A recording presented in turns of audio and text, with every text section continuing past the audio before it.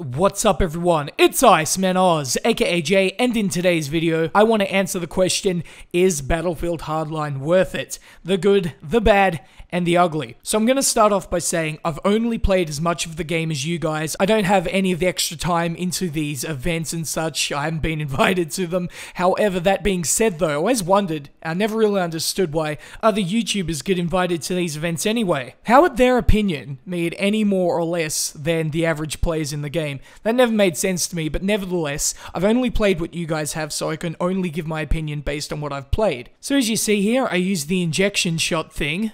Yes, that is a thing, and I get myself straight back up.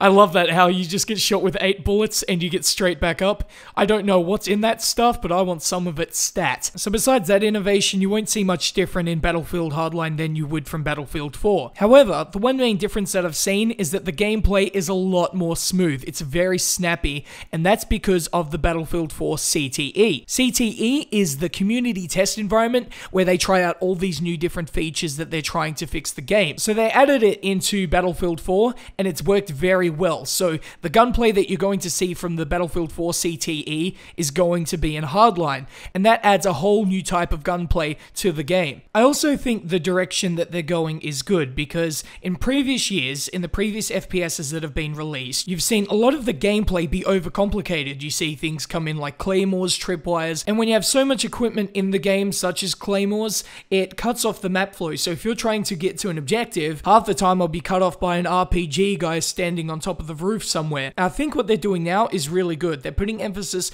on the gameplay, on the gunplay. If you have good skill, that's going to get you a long way. And I think that's what Battlefield has won at the end of the day. At least I do. I want a separation from the bad players to the good players. If I wanted to play an arcade shooter, I'd go play Call of Duty. Not that there's anything wrong with Call of Duty, it's just not my thing. A popular talking point is that it looks a lot like Battlefield 4, and before I even played the game at all, I saw the gameplay and I'm thinking, is this a DLC for Battlefield 4? What is this? And I'm not gonna lie, you can look at the game and you can obviously see that they've taken huge elements out of Battlefield 4 and implemented it into this game. An argument I hear about that is that EA removed mod support, so EA themselves would remove competition from the community, so we'd only have to buy these copy-paste games such as Hardline.